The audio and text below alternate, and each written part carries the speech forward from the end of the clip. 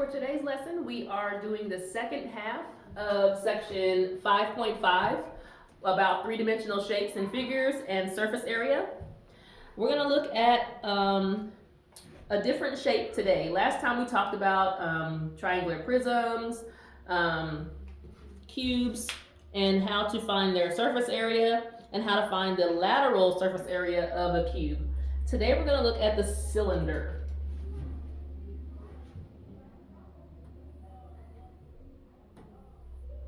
And the cylinder looks kind of like this. All right, something a little crooked there, but something like that, where you've got a circle on the top, a circle on the bottom. Okay, something like that. We know that it's three-dimensional, so you know the full bottom of that shape is also a circle. If we were to take this apart, we would have a rectangle for the middle. Like if you were to, cut this open like a toilet paper roll and kind of flatten it out, you would get a rectangle. And you would also have the circle from the top and the circle from the bottom. All right, and so your book kind of shows a circle here and like a circle here, representing the circle from the bottom and from the top. If you were to put this back together, then it would kind of shape like that. So then once we've deconstructed it, we can see a little more of how we could cover the surface of this shape.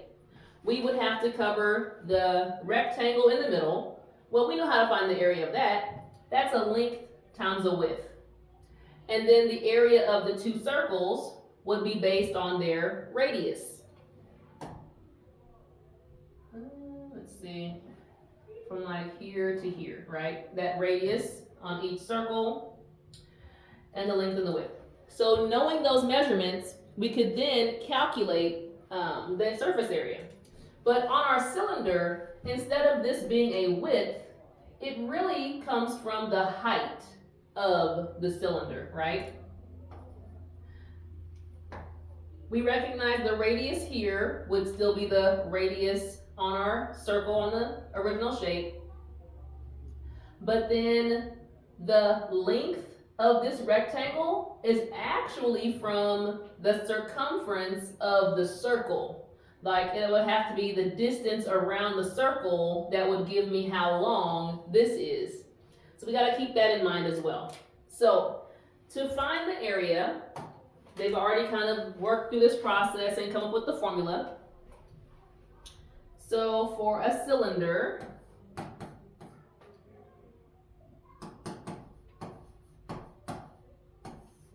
we've got two formulas. For the lateral area, and again, that lateral area would just be the around the edge without the top or bottom. We can find that by taking 2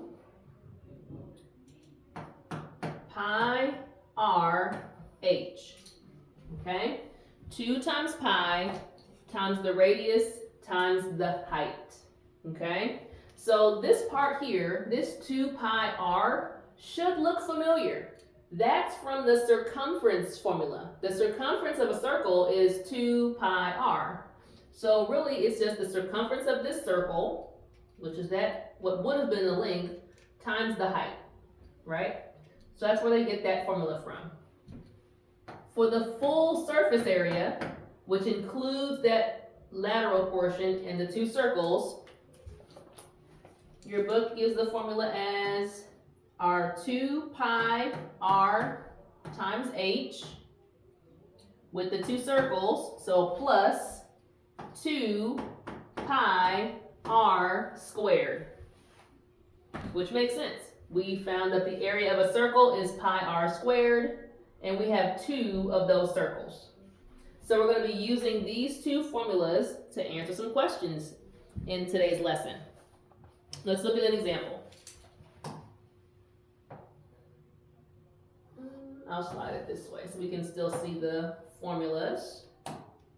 And this is example 5.5D on page 197. The restroom.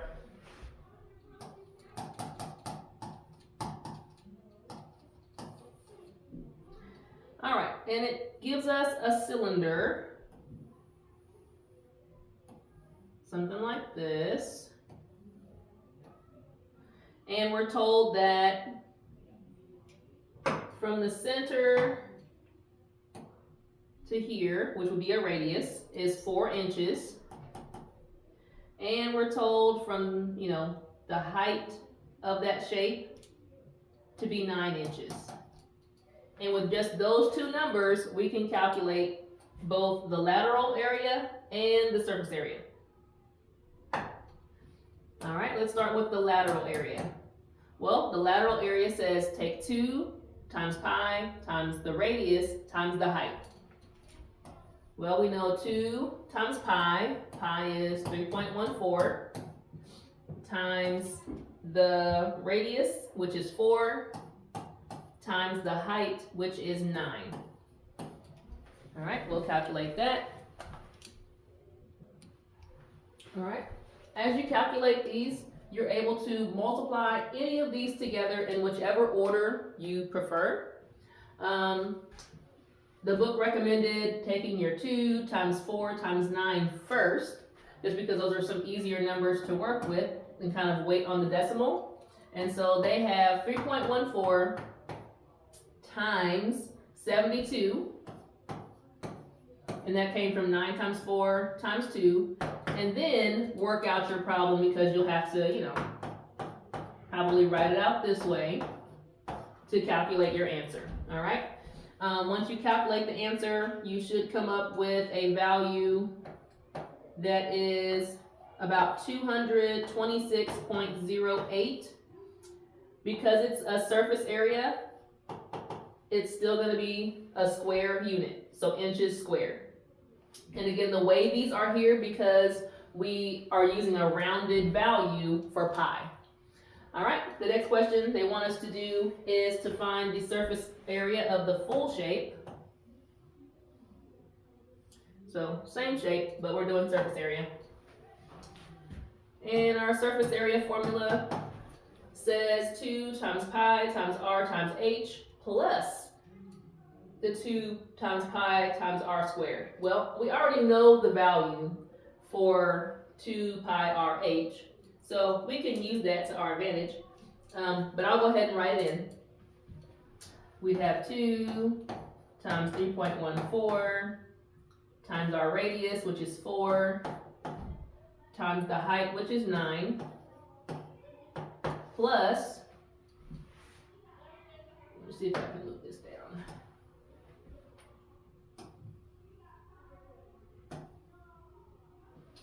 All right, plus another 2, another pi,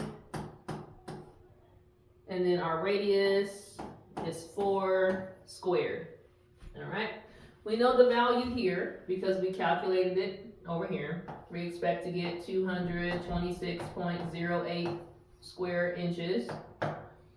Plus over here, we take our 4 squared, which would be 16, and then 16 times 2 would be 32, and then multiply that by 3.14. We should get 100.48 square inches, and then add these two values together for an answer of about 326.56 square inches. Okay, again, they're going to use the wavies because of pi. All right, but you get the idea. We are using these two formulas for lateral area and for surface area.